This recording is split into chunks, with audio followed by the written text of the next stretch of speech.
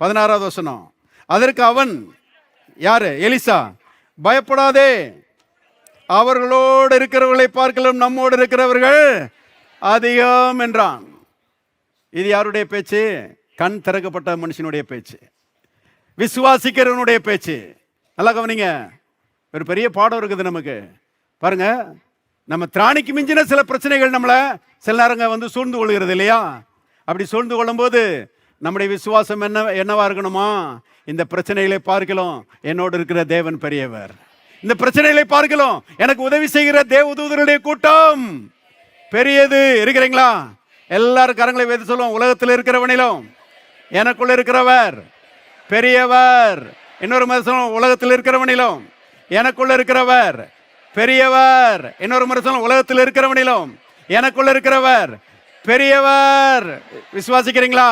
எல்லாரும் கரங்களை தட்டி கர்த்தரை ஸ்தோத்திரிப்போம். Praise the Lord. Hallelujah. பாருங்க, கண் திறக்கப்பட்டவர்கள் இப்படிதான் பேசுவாங்க. எலிசா அப்படிதான் பேசுறான்.